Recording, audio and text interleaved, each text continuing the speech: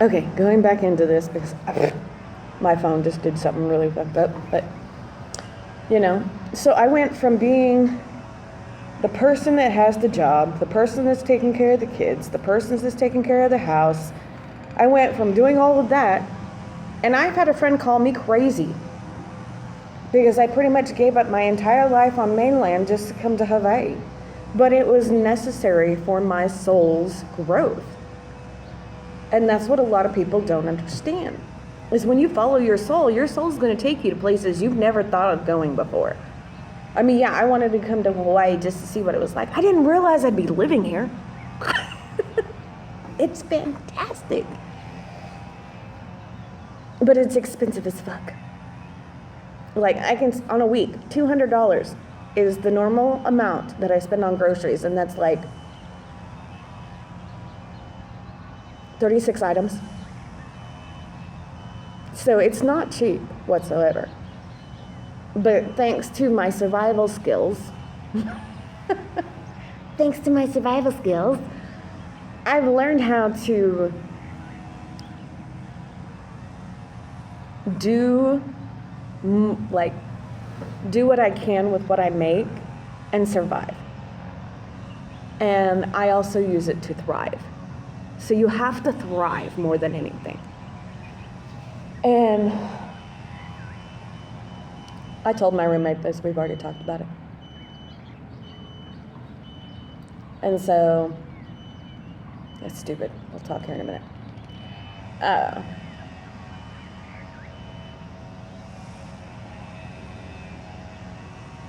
It's just like, what the fuck? It shouldn't be this expensive, honestly. We're talking $1,800 for a 1-bedroom, 1-bath house or apartment. $1,800. There is people that are sharing their homes with strangers just to make ends meet here in Hawaii. Literally. Okay, I'm off that soapbox now. Because I can get further into that, and we're not going to go there. We're going to move on to horse.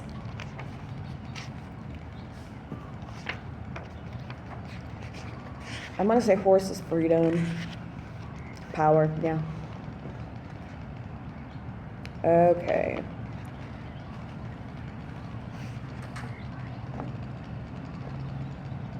All right. So I'm just going to read this because it's in the upright and there's shit that I've underlined, so this is something important.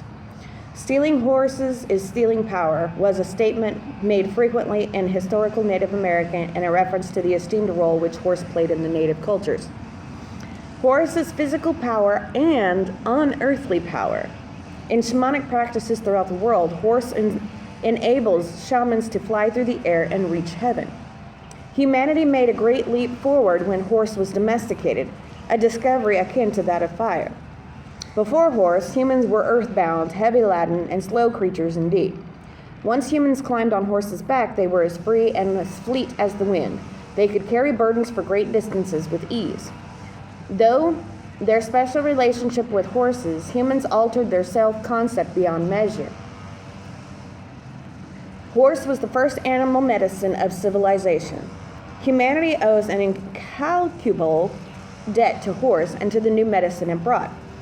It would be a long walk to see one's brother or sister if horse had not welcomed a two-legged rider upon its back. Today we measure the capacity of engines with the term horsepower, a reminder of the days when horse was an honored and highly prized partner with humanity. Dreamwalker, a medicine man, was walking across the plains to visit the Arapaho Nation. He carried with him his pipe. The feather tied to his long black hair pointed to the ground, marking him as a man of peace. Over the rise of a hill, Dreamwalker saw a herd of wild mustangs running towards him. Okay, Dreamwalker. Let's get this out here. Dreamwalker is someone who is able to be in the astral, physical, and mental plane all in the same sentence. That's how I look at a dreamwalker. Because you can be lucid as hell in it. And the only way I know this is because I've dreamwalked. I need to do it again, apparently. Anyways, and they are able to help shift 505 the direction in a dream. Like this one dream I had, and I will talk about my dreams because I don't care if people find me fucking nuts. This one dream I had, this lady was on this bed and she was screaming because she was going into labor, right? And the doctor was there, but I was there. And this, as she was pushing, I seen this thing coming out of her, and it wasn't human whatsoever. And I looked at it and I said, I can see you and I know who you are. And it looked at me and tried to scare me, and I was cold as fuck during this dream, right? However, when I saw it, it disappeared, and she was okay, 555. She was okay. And I looked at her and I said, you're okay now.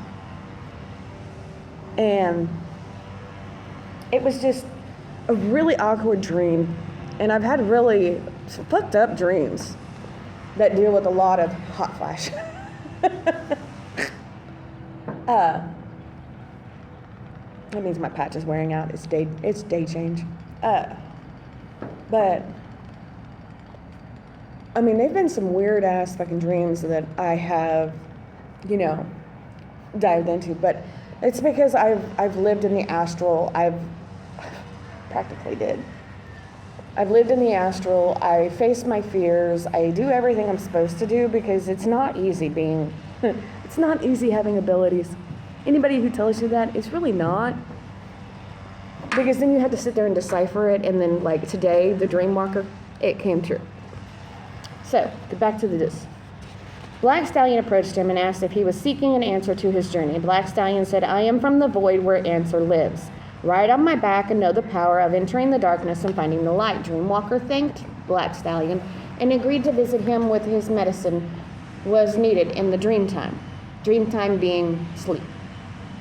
Yellow Stallion approached Dreamwalker next and offered to take him to the east where illumination lives. Dreamwalker could share the answers he found there to teach and illuminate others. Once again, Dreamwalker thanked Yellow Stallion and said he would use the gifts of power on his journey. A Red Stallion approached, rearing playfully. He told Dreamwalker of the joys of balancing work and heavy medicine with the joys experience of play. So, being in touch with your inner child. He reminded Dreamwalker that he could better hold the attention of those he taught when humor was integrated with the lesson. Dreamwalker thanked him and promised to remember the gift of joy. Dreamwalker was nearing his destination. The Arapaho Nation was close at hand. White Stallion came to the front of the herd. Dreamwalker mounted White Stallion's back. White Stallion was the message carrier of all the other horses and represented the wisdom and power. The magnificent horse was the embodiment of the balanced medicine shield. No abuse of power will ever lead to wisdom, said White Stallion. You, Dreamwalker, have made this journey to heal a brother in need, to share the sacred pipe, and to heal the Mother Earth. You have the knowledge through humility that you are an instrument of great spirit. As I carry you upon my back, you carry the needs of the people on yours. In wisdom, you understand that power is not given lightly, but awarded to those who are willing to carry responsibility in a balanced manner. Dreamwalker the shaman had been healed by the visit of the wild horses and knew that his purpose in coming to the Arapaho was to share these gifts with them. In understanding the power of horse, you may see how to strive for a balanced medicine shield. True power is wisdom found in remembering your total journey. Wisdom comes from remembering pathways you have walked in another person's moccasins. Compassion, caring, teaching, loving, and sharing your gifts, talents, and abilities are the gateways to power. So pretty much what this is saying is we all have lessons, 929. We all have lessons that we have learned. And if we do not use our compassion, our empathy, and our wisdom to help someone else, how the fuck is humanity going to situate around itself? Things like that people don't realize. The more you judge a person, the more you're not understanding that you've been in those shoes one point in time and you haven't come to terms with those yet.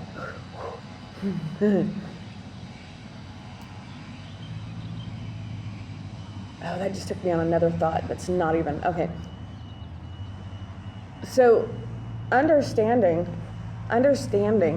that everybody has their journey, it is up to you as the other person to hold space, create a safe space if you can. And if you have not been able to create a safe space even for yourself, you're not going to be a safe space for someone else. I can say that because I have done that. I have created that safe space for myself. I get told a lot by a lot of people that I am a safe space for them. It's just who I am, I think.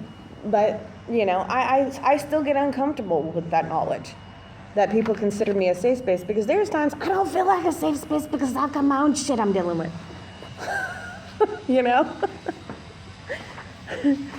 So, it is what it is, and you just got to go with the flow. Okay, moving on to antelope. Action, and it's in the reverse. So, dun dun dun. And a contrary antelope is a signal you are not listening and not acting on the will of Great Spirit. You may be taking more than your share. Antelope medicine, in the contrary, makes you crazy and quarrelsome. You will certainly be indecisive and not know which direction to turn. You may be lying to yourself and others. Stop lying if you think it will get you off the hook. Contrary antelope will trip you at every turn. Quit being so conventional and following others all the time. Take your own authority. Let antelope's heart beat strong in you, and you will know the way. But as always, the message is, do it! The fear of the unknown subsides once action begins. For example, asking the roommate for the money for, the things that I needed, and it being handed to me. I was nervous as fuck. Fuck, man. And I felt it, but I actually went through with it, and it was awesome. So contrary antelope may also be telling you that a decision to start is now necessary. The main element in procrastination is lack of conviction. To honor your chosen destiny is to honor your commitment to doing what you proclaim you are doing. Walking your talk is the essence of antelope people. Talking your walk is contrary antelope personified. To write contrary antelope, 3 steps are necessary. 1, have the desire to do something. 2, make the firm decision to begin that action. And 3, do it. So, if you couldn't figure out what that was saying, that was just telling you, if you've got something in mind that you want to do it. Start the steps. And that's the thing. It doesn't have to be big-ass fucking steps. It can be little steps. Like, me doing this thing is 1 step closer to what I want. It's small. But I think it's going to broaden my brain, honestly.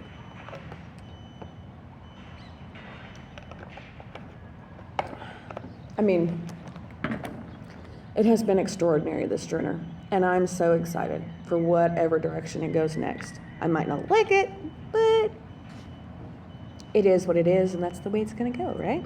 So, Soul Family, Soul Tribe. This was the part 2 of the part 1.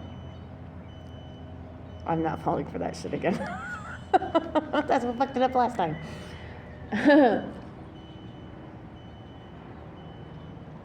Just know that you are wanted, you are cherished, you're appreciated, you're valued, you're worthy, you're good enough, you're honored, you're respected at 1414. And above all else, you are very much loved. And I'll continue to give you that not so wanted but needed advice. Have a good day, guys.